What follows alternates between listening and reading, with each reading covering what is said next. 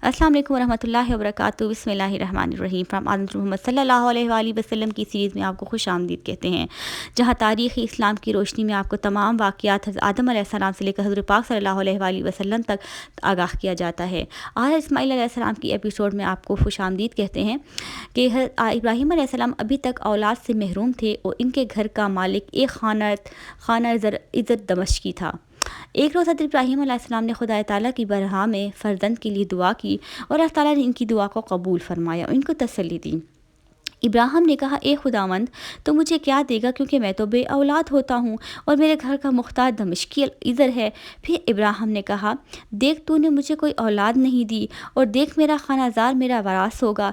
तब खुदावंद कलाम इस पर उतरा और इसने फरमाया, ये तेरा वारिस ना होगा, बल्कि वो तेरी सिल्ब से ही पैदा होगा, वही तेरा वारिस होगा। और ये दुआ इस तरह कबूल हुई कि इब्राहीम अलैहिस्सलाम की छोटी बीवी ज़ोजा हज़रत हाजरा हामला हुई। असल में हज़रत इब्राहीम अलैहिस्सलाम की शादी हज़रत सारा से हुई थी, लेकिन वो बे औलाद हुई तो उन्होंने ही मशवरा दिया था कि आप हाजरा से शादी कर लें, हो सकता है अल्लाह आपको औलाद की नेमत अता फरमा दे। और वो हाजरा के पास गया और हामला भी हो गई। जब हज़रत सारा को पता चला तो उन्हें ये तकाज़ाए बशीरत हाजरा से रश्क पैदा हो गया और उन्होंने हज़रत इब्राहीम अलैहिस्सलाम से उन्होंने हज़रत हाजरा को तंग करना शुरू कर दिया और हज़रत हाजरा मजबूर होकर कि इनके पास से चली गईं। और खुदावंद के फरिश्ते ने इसी मैदान में पानी की एक चश्मे के पास पाया, यानी एक फरिश्ते ने हज़रत हाजरा अलैहिस्सलाम को एक चश्मे के पानी के पास पाया जो सिवर की राह पर है, और इसने कहा, ए सारा की लोंडी, यानी सीरी सारा की लोंडी हाजरा, तू कहाँ से आई और किधर जाती है? वो बोली कि मैं अपनी बीबी सीरी यानी सारा के सामने से भागी हूँ। और खुदावंद के फरिश्ते ने इससे कहा कि मैं तेरी औलाद को बहुत बढ़ाऊंगा कि वो कसरत से गिनी नहीं आ जाएगी, ये अल्लाह ताला का फरमान है। और खुदावंद के फरिश्ते ने कहा, तू अपनी बीबी के पास जा, फिर इसके ताबा रह। फिर खुदावंद के फरिश्ते ने इसे कहा कि तू हामला है और एक बेटा जनेगी और इसका नाम इस्माइल रखना, कि खुदावंद ताला ने तेरा दुख सुन लिया और वह वहशी बदवी आदमी होगा, इसके हाथ सब के हाथ इसके बरखिलाफ होंगे और वो अपने सब भाइयों के सामने हूद व बाश करेगा। हज़रत हाजरा अलैहिस्सलाम जिस मकाम पर फरिश्ते हम कलाम हूँ, इस जगह एक कुआं था। हाजरा अलैहिस्सलाम ने यादगार के तौर पर इसका नाम जिंदा नज़र आने वाला कुआं रखा। थोड़े अरसे के बाद हाजरा अलैहिस्सलाम के यहाँ बेटा हुआ और उन्होंने फरिश्ते की बशारत के मुताबिक इसका नाम इस्माइल रखा। और हाजरा अलैहिस्सलाम के लिए बेटा जनी और इब्राहिम ने अपने इस बेटे का नाम जो हाजर ने पैदा हुआ था इस्माइल रखा। और जब इब्राहिम के लिए हाजर से इस्माइल पैदा हुआ तब इब्राहिम 86 बरस के थे। हज़रत हाजरा के वतन से इस्माइल अलैहिस्सलाम का पैदा हो जाना हज़रत सारा पर बेहद शकाक गुजरा। हज़रत इब्राहीम अलैहिस्सलाम की पहली और बड़ी बीवी कदीम से घर के मालका हाजरा छोटी बीवी और इनकी खिदमत गुजार थी। ये सब बातें थी जिन्हों से बशरी तकाज़े के पेश नज़र इस्माइल अलैहिस्सलाम की वादत को हज़रत सारा के लिए सोहाने रूह बना दिया था। इसलिए हज़रत सारा ने हज़रत इब्राहीम अलैहिस्सलाम से फरमाया कि हाजरा और इसका बच्चा इस्माइल मेरी निगाह के सामने ना रहे, इनको अलहदा कर दें। हज़रत इब्राहीम अलैहिस्सलाम को बहुत नागवार गुजरा, लेकिन अल्लाह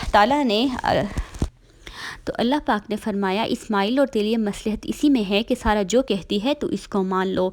पैगंबरों की ज़िंदगी में आजमाइशों का आना एक मामूल है, क्योंकि आजमाइशी से पूरा उतरकर ही वो पैगंबरी के दर्जे तक पहुँचते हैं।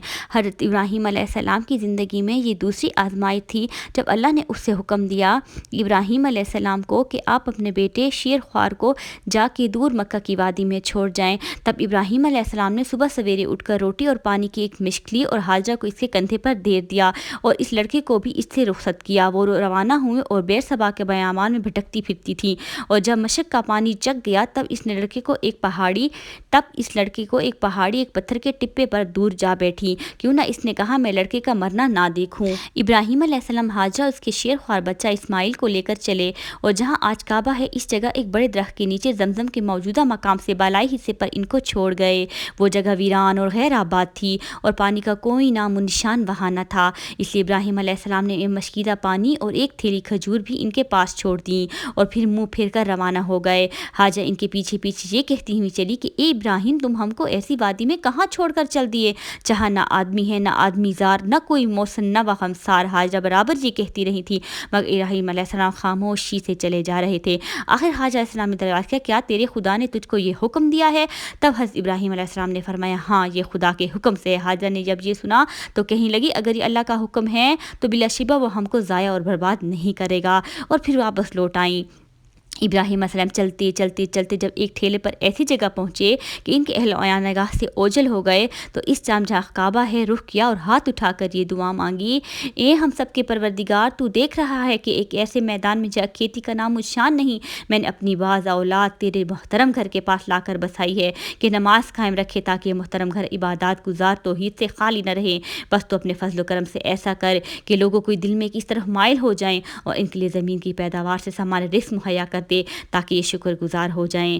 حاجہ چند روز تک مشیرت پانی اور خوراک کھاتی رہیں اور کھجوریں کھاتی رہیں اور اسماعیل کو دودھ پلاتی رہیں، لیکن وہ وقت بھی آ گیا کہ پانی نہ رہا نہ کھجوریں، تب وہ سخت پریشان ہوئیں چونکہ وہ بھوکی پیاسی تھیں، اس لیے دودھ بھی نہ اترتا تھا اور بچہ بھی بھوکا پیاسا رہا۔ جب حالت درگدر ہونے لگی اور بچہ بے تاب ہونے لگا تو حاجہ السلام کو چھوڑ کر دور جا بیٹھیں تاکہ اس حالت میں ان کو اپنی آنکھ سے نہ دیکھے۔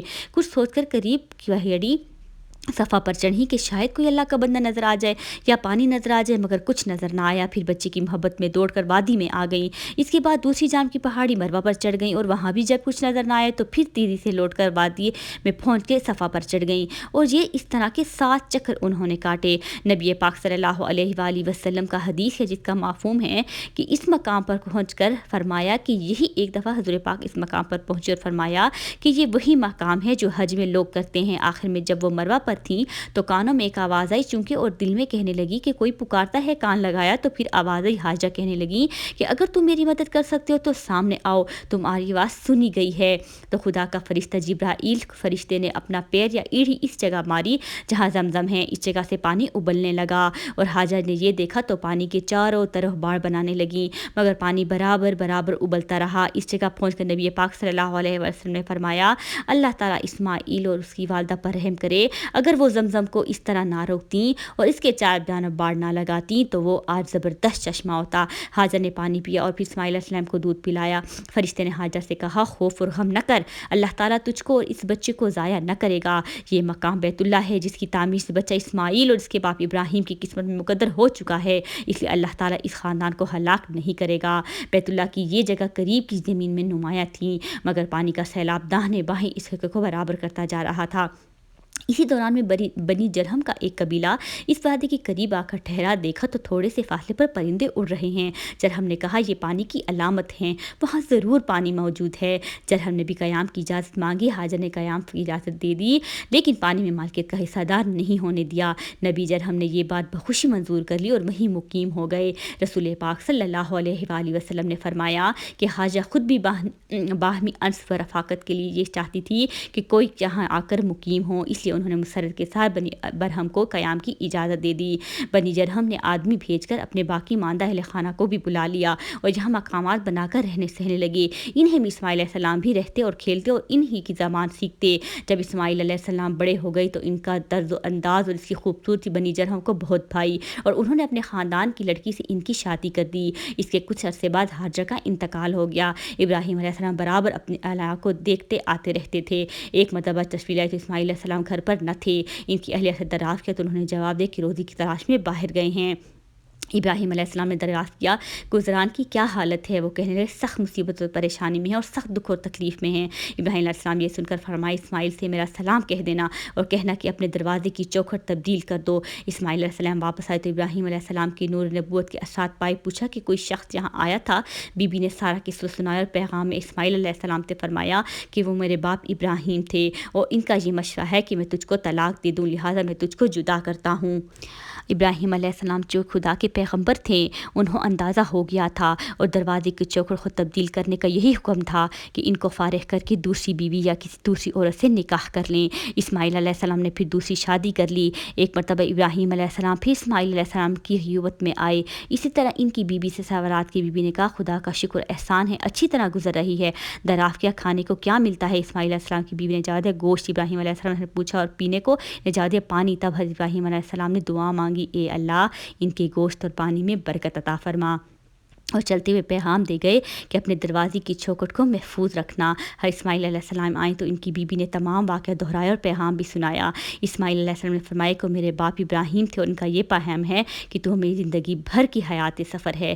یہ طویل روایت بخاری کی کتاب ارویا اور کتاب انبیاء میں 2 جگہ مقبول ہے، اور دونوں سے یہی ثابت ہوتا ہے کہ اسماعیل علیہ السلام وادی غیر زیرہ بن کھیتی کے سرزمین یعنی مکہ میں بحالت شیر خوارگی پہنچے تھے، مگر سید سلیمان ندوی رحمۃ اللہ علیہ قرآن میں تورات کی روایت کی تردید یا تصدیق کرتے ہوئے یہ تحریر فرماتے ہیں کہ اسماعیل علیہ السلام اس وقت سن رشد کو پہنچ چکے تھے۔ قرآن پاک کی ان آیات استدلال کرتے ہیں جس کا مفہوم ہے، جس کا ترجمہ ہے، اے پروردگار عطا کر مجھ کو نیک لڑکا، بس بشارت تھی ہم نے اس کو بردبار لڑکے کی۔ پھر جب پہنچا وہ اس سنکے کے باپ کے ساتھ دوڑے تو باپ نے کہا، بیٹے میں نے خواب میں دیکھا ہے کہ میں تم کو ذبح کر رہا ہوں، دیکھو تم کیا سمجھتے ہو؟ بیٹا نے کہا، میرے باپ جو حکم کیا گیا ہے کر گزرو، مجھے صابر پاؤ گے۔ اور ہم نے ابراہیم علیہ السلام کو اسحاق کی بشارت دی جو نبی ہوگا اور نیکاروں میں سے ہوگا، اور اس پر اور اسحاق پر برکت نازل ہوگی۔ جب حضرت ابراہیم علیہ السلام کی عمر 99 سال ہوئی اور اسماعیل علیہ السلام کی 13 سال تو اللہ تعالیٰ کا حکم آیا کہ ختنہ کرو۔ ابراہیم علیہ السلام نے تعمیل حکم میں پہلا اپنا ختنہ کیا اور اس کے بعد اسماعیل علیہ السلام اور تمام خانہ اور غلاموں کا ختنہ کرایا۔ تب ابراہیم نے اپنے بیٹے اسماعیل اور سب خانہ داروں کو، اپنے سب زر خریدوں کو، یعنی ابراہیم کے گھر کے لوگوں میں جتنے مرد تھے سب کو لیا اور اس روز ان کا ختنہ کیا جس طرح خدا نے ان کو فرمایا تھا۔ جس وقت ابراہیم کا ختنہ تو 99 برس کے تھے اور جب اس کے بیٹے اسماعیل کا ختنہ ہوا تو 13 برس کے تھے۔ یہی رسم ختنہ آج بھی ملت ابراہیم کا شعار ہے اور اس سنت ابراہیمی کے نام سے مشہور ہے۔ مقربین بار الہی کے ساتھ اللہ تعالیٰ کا معاملہ وہ نہیں ہوتا جو عام انسانوں کے ساتھ ہے۔ ان کو امتحان و آزمائش کی سخت سے سخت منزلوں سے گزرنا پڑتا ہے اور قدم قدم پر جانسی پاری اور تسلیم و رضا کا مظاہرہ کرنا پڑتا ہے۔ نبی پاک صلی اللہ علیہ وآلہ وسلم نے فرمایا کہ وہ ہم گرائے انبیاء اپنے مراتب کے اعتبار سے امتحان کی بہت ساری منزلوں کو طے کرتے ہیں۔ ابراہیم علیہ السلام بھی چونکہ جلیل القدر نبی اور پیغمبر تھے، اس لیے ان کو بھی مختلف آزمائشوں سے دوچار ہونا پڑا اور اپنی جلال قدر کے لحاظ سے ہر دفعہ امتحان میں کامل و مکمل ثابت قدم رہے۔ جب ان کو آگ میں ڈالا گیا تو اس وقت جس صبر اور رضا الہی کا انہوں نے ثبوت دیا اور جس عزم و استقامت کو پیش کیا وہ انہی کا حصہ تھا۔ اس کے بعد جب اسماعیل اور حاجر علیہ السلام کو فاران کے بیابان میں چھوڑ آنے کا حکم ملا تو وہ بھی معمولی امتحان نہ تھا، آزمائش اور سخت آزمائش کا وقت تھا۔ بڑھاپے اور پیری کی تمام تمناؤں کے مرکز، راتوں اور دنوں کی دعاؤں کے ثمر اور گھر کے چشم و چراغ اسماعیل کو صرف حکم خدا کی تکمیل اور خوشی کے لیے ایک بے آہ و گیہ جنگل میں چھوڑتے ہیں اور پیچھے مڑ کر بھی نہیں دیکھتے کہ کہیں ایسا نہ ہو کہ شفقت کی وجہ سے یا جوش میں آنے کی وجہ سے میں اللہ کے حکم سے ناگردانی نہ کر لوں۔ ان دونوں کھٹر منزلوں کو عبور کرنے کے بعد اب ایک تیسرے امتحان کی تیاری ہے جو پہلے دونوں سے بھی زیادہ سخت اور امتحان تھا۔ حضرت ابراہیم علیہ السلام 3 شب مسلسل خواب دیکھتے ہیں کہ اللہ تعالیٰ فرماتا ہے، اے ابراہیم تو ہماری راہ میں اپنے اکلوتے بیٹے کی قربانی دے دے۔ انبیاء صلات کا خواب روائے صادقہ اور وہی الہی ہوتا ہے، اس لیے ابراہیم علیہ السلام رضا و تسلیم کا پیکر بن کر تیار ہو گئے اور خدا کے حکم کی جلد سے جلد تکمیل کرنے لگے۔ مگر چونکہ یہ معاملہ تنہا اپنی ذات سے وابستہ نہ تھا بلکہ اس آزمائش کا جزو بیٹا تھا جس کی قربانی کا حکم دیا گیا تھا، اس لیے باپ نے بیٹے کو اپنا جواب خواب اور خدا کا حکم سنایا۔ بیٹا ابراہیم جیسے بہت ہی فرما بردار بیٹا تھا، فوراً سر تسلیم خم کر دیا اور کہنے لگا کہ اگر خدا کی یہی مرضی ابا جان تو انشاءاللہ آپ مجھ کو صابر پائیں گے۔ اس گفتگو کے بعد باپ بیٹے اپنے قربانی پیش کرنے کے لیے جنگل روانہ ہو گئے۔ باپ نے بیٹے کی مرضی پا کر بہت خوشی کی طرح جب باپ نے اپنے بیٹے کی رضامندگی سن لی تو ایک مضبوط جانور کی طرح ان کو رسیوں سے باندھ دیا، چھری کو تیز کیا اور بیٹے کی پریشانی کے بل بچھاڑ کو ذبح کرنے لگے۔ فوراً خدا کی وحی ابراہیم علیہ السلام پر نازل ہوئی، اے ابراہیم تم نے اپنا خواب سچ کر دکھایا، بے شک یہ بہت سخت اور کٹھن آزمائش تھی۔ اب لڑکے کو چھوڑو اور تیرے پاس جو یہ مینڈھا کھڑا ہے اس کو بیٹے کے بدلے میں ذبح کر، ہم نیکاروں کو اس طرح نوازا کرتے ہیں۔ ابراہیم علیہ السلام نے پیچھے مڑ کر دیکھا تو جھاڑی کے قریب ایک مینڈھا کھڑا ہے، جو ابراہیم علیہ السلام سے خدا کا شکر ادا کرتے ہوئے اس مینڈھے کو ذبح کر دیا۔ یہ وہ اعلی شان قربانی تھی جس کی بنا پر ذبح اللہ کا عظیم الشان شرف اسماعیل علیہ السلام کے لیے مخصوص کر دیا گیا، اور ایسے اللہ تعالیٰ نے ابراہیم علیہ السلام کو تیسری بھی بڑی آزمائش سے بہت ہی صبر کا پایا، اور اللہ نے ان کو سرخ کیا اس کے بدلے میں۔ حضرت ابراہیم علیہ السلام اگرچہ فلسطین میں مقیم تھے مگر برابر مکہ میں حاجہ اور اسماعیل علیہ السلام کو دیکھنے کے لیے آتے رہتے تھے۔ اسی اسنا میں ابراہیم علیہ السلام کو اللہ تعالیٰ کا حکم ہوا کہ کعبہ اللہ کی تعمیر کرو۔ حضرت ابراہیم علیہ السلام نے حضرت اسماعیل علیہ السلام کی تذکرہ کیا، اور دونوں باپ بیٹوں نے بیت اللہ کی تعمیر شروع کر دی۔ حافظ ابن حجر نے فتح الباری میں ایک روایت نقل کی ہے جو یہ ظاہر کرتی ہے کہ بیت اللہ کی سب سے پہلی اساس حضرت آدم علیہ السلام کے ہاتھوں میں رکھی گئی تھی، اور ملائکہ اللہ نے ان کو وہ مقام بتا دیا تھا جہاں کعبہ کی تعمیر ہوئی تھی، مگر ہزاروں سال کے حوراس نے عرصہ تبدیل ہوا اس کو بے نشان کر دیا۔ البتہ اب بھی وہ ایک ٹیلا یا ابھری ہوئی زمین کی شکل میں موجود تھا۔ یہی وہ مقام ہے جس کو وحی الہی نے ابراہیم علیہ السلام کو بتایا، اور انہوں نے اسماعیل علیہ السلام کی مدد سے اس کو کھودنا شروع کیا تو سابق تعمیر کی بنیادیں نظر آنے لگیں۔ انہیں بنیادوں پر بیت اللہ کی تعمیر کی گئی، مگر قرآن عزیز نے بیت اللہ کی تعمیر کا معاملہ حضرت ابراہیم علیہ السلام ہی سے شروع کیا ہے، اور اس سے پہلی حالت کا کوئی تذکرہ نہیں کیا۔ حاصل یہ ہے کہ اس واقعے سے قبل تمام کائنات و دنیا کے گوشے گوشے میں بتوں اور ستاروں کی پرستش کے لیے ہیکل اور مندر موجود تھے، اور انہی کے ناموں پر بڑی بڑی تعمیرات کیا کرتی تھیں۔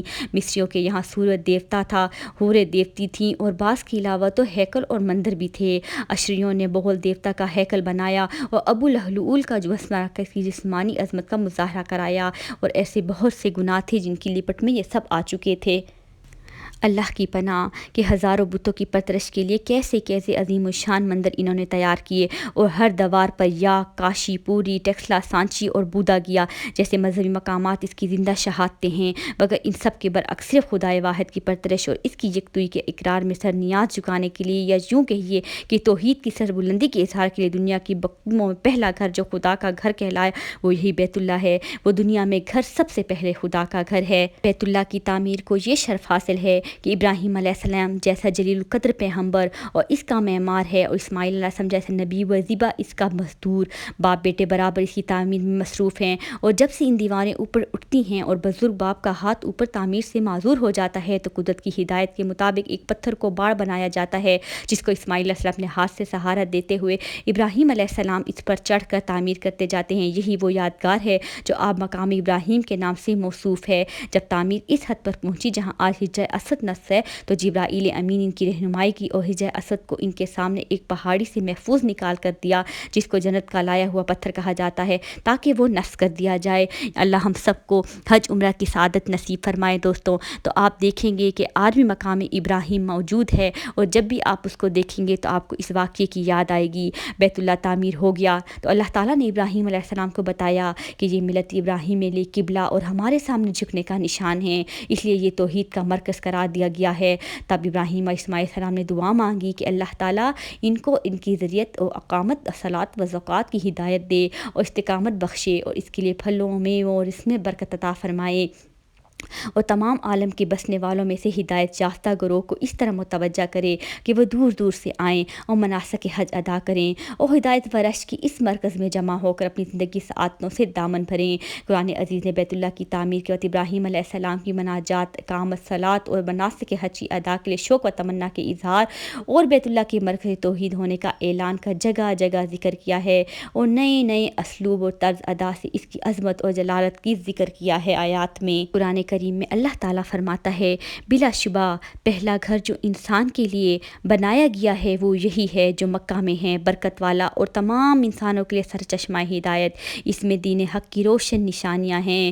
حضرت ابراہیم علیہ السلام کا مقام ابراہیم ہے، یعنی ابراہیم علیہ السلام کے کھڑے ہونے اور عبادت کرنے کی جگہ، جو اس وقت سے لے کر آج تک بغیر کسی شک و شبہ کے مشہور و معین رہی ہے، اور آزاد جملہ یہ بات ہے کہ جو کوئی اس کی حدود میں داخل ہوا وہ امن و حفاظت میں آ گیا، اور ازلا جملہ یہ ہے کہ اللہ کی طرف سے لوگوں کے لیے یہ بات ضروری ہو گئی کہ اگر اس تک پہنچنے کی طاقت اور استقامت اللہ نے دی ہے تو جاؤ اور میرے لیے حج کرو۔